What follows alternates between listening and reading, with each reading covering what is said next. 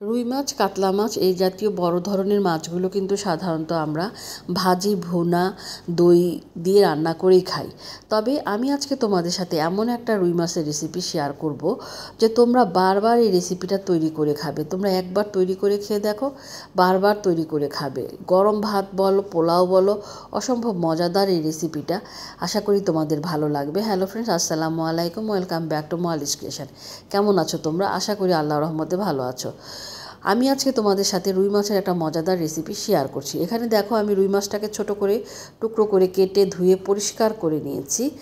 আর মাছের পিসগুলো অবশ্যই ছোট করে কেটে নিতে হবে। তোমরা পিসগুলো দেখিয়ে বুঝতে পারছো। এখানে আমি দিয়েছি হাফ চামচ হলুদের গুঁড়া, দিয়েছি হাফ চামচ মরিচের গুঁড়া, আর দিব হচ্ছে লবণ। সামান্য পরিমাণে লবণ দিয়ে আমি মাছটাকে এক সাইডে মেখে রেখে দিচ্ছি।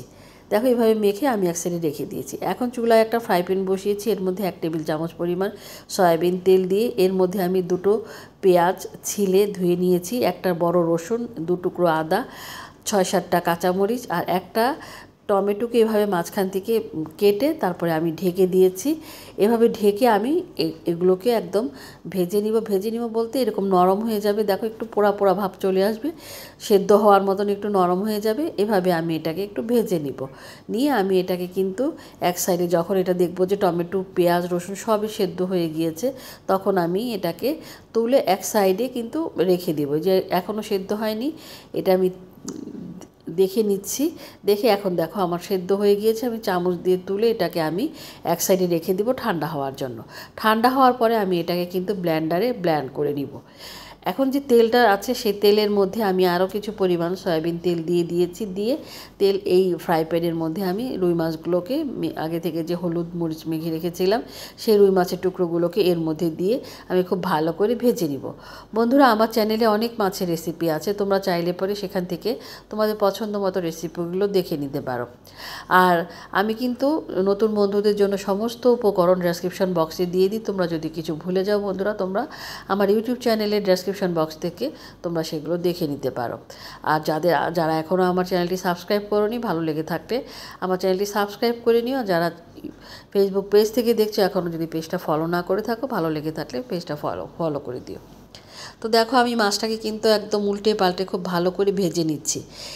এরকম একদম ব্রাউন কালার যখন হয়ে আসবে, অর্থাৎ গোল্ডেন কালার হয়ে আসলে তোমরা কিন্তু এটা ভাজা হয়ে গিয়েছে। দেখো কতটা সুন্দর লাল করে ভেজে নিয়েছি। আমি চুলার থেকে মাছগুলোকে নামিয়ে নিয়েছি। আরেকটা কড়াই আমি বসিয়ে দিয়েছি চুলার মধ্যে।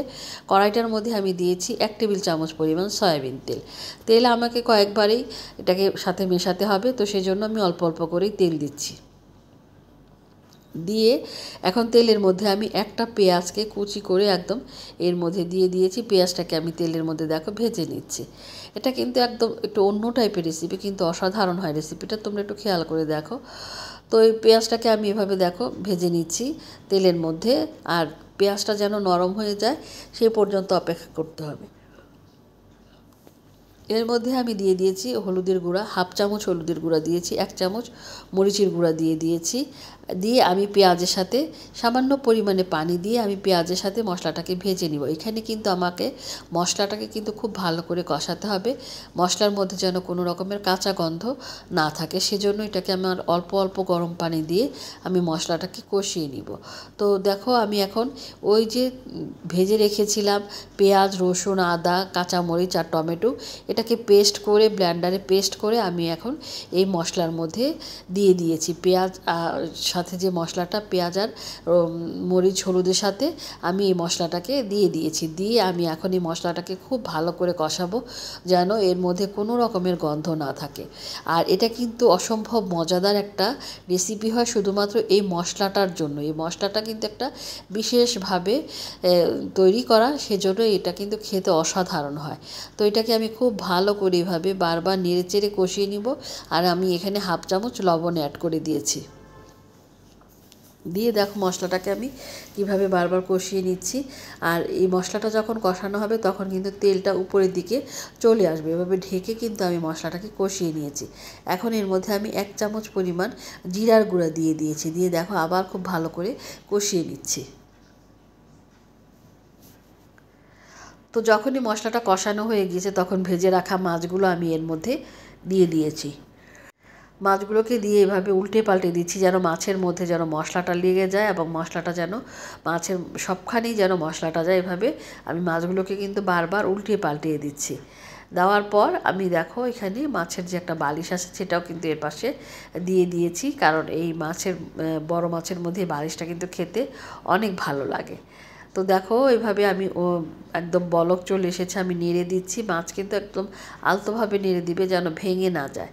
ভেঙে গেলে কিন্তু কাটা কাটা হয়ে যাবে, খেতেও ভালো লাগবে না আর দেখতেও ভালো লাগবে না। তো এইভাবে দেখো আমি নেড়ে দিচ্ছি।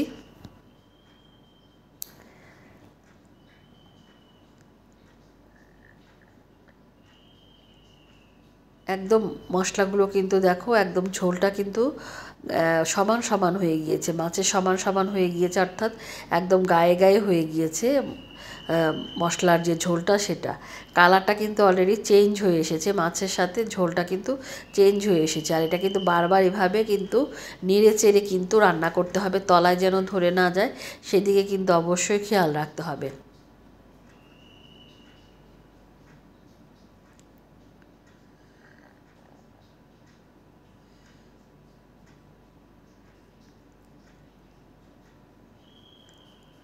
এখন আমি কয়েকটা কাঁচামরিচ মাঝখান থেকে চিড়ে আমি 3-4টা কাঁচামরিচ মাঝখান থেকে চিড়ে আমি এর মধ্যে দিয়ে দিয়েছি। আর এক টুকরো লেবু কেটে আমি এর মধ্যে লেবুটাকে চিপড়ে তারপরে আমি এই রসটা এর মধ্যে দিয়ে দিয়েছি। লেবুর রসটা এটাতে দিলে পরে এটা কিন্তু অসম্ভব টেস্টি হয় এবং খুব সুন্দর একটা ফ্লেভার এর সাথে যোগ হয়। লেবুর একটা সুন্দর ফ্লেভার এর সাথে যোগ হয়। যেহেতু আমি লেবুর রস দিয়েছি সেজন্য মাছগুলোকে দেখো আমি এভাবে উল্টে দিচ্ছি যেন লেবুর রসটা মাছের সবখানে লেগে যায়, সেজন্য আমি এভাবে মাছটাকে উল্টে পাল্টে দিচ্ছি।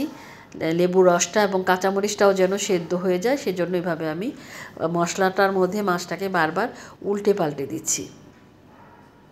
দেখো মাছের গায়ে কিন্তু একদম মানে একদম মাখো মাখো হয়ে গিয়েছে, ঝোলটা কিন্তু কোনো এইটা কিন্তু শুকনো শুকনোই হবে, খেতে কিন্তু অসাধারণ লাগে। এর মধ্যে যে একদম শুকনো শুকনো যে ঝোল এবং মশলাটা, এটা কিন্তু খেতে অসাধারণ লাগে। আমি 1 টেবিল চামচ পরিমাণ সরিষার তেল উপর দিকে ছড়িয়ে দিলাম, তাতে হবে কি সরিষার তেলের একটা খুব সুন্দর ফ্লেভার এর সাথে মাছের সাথে যোগ হবে। আর মাছটার থেকে দেখবে যে কি সুন্দর একটা তেলও বের হচ্ছে, একদম চতুর্দিক থেকে একটা তেল বের হবে। আর ওই তেলটা দিয়ে কিন্তু ভাত মেখে খেতে কিন্তু একদম অসাধারণ লাগে, আর ভাতটা একদম হলুদ হয়ে যায়।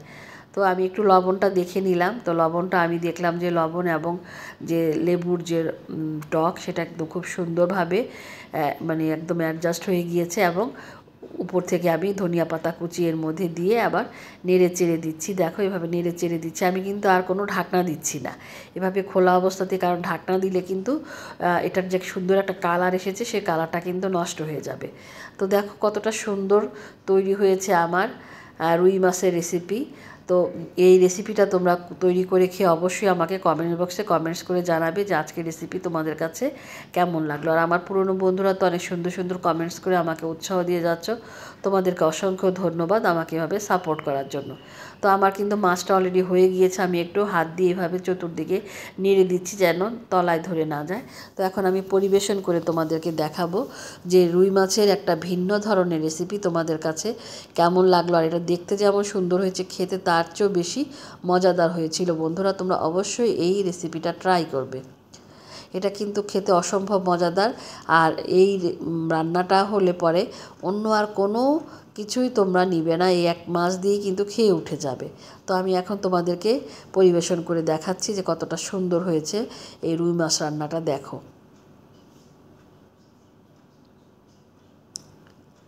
তোমরা দেখলে যে আমি কতটা পরিমাণে নাড়াচাড়া করলাম, কিন্তু আমার কিন্তু এখানে মাছটা এক টুকরা মাছও কিন্তু ভেঙে যায়নি। আর যদি বড় টুকরা করে নিতাম তাহলে কিন্তু মাছগুলো নাড়াচাড়াতে ভেঙে যেত। আর এই মশলাটা কিন্তু মাছের ছোট টুকরো করাতে প্রত্যেকটা মাছের গায়ে কিন্তু এমনভাবে লেগেছে যে মাছের ভিতরেও ঢুকে গেছে। আর বড় টুকরো হলে কিন্তু এইভাবে ভিতরে মশলাটা ঢুকতো না আর খেতে অতটা টেস্টি হতো না। তো তৈরি হয়ে গেল আমার রুই মাছের একটা অসাধারণ রেসিপি।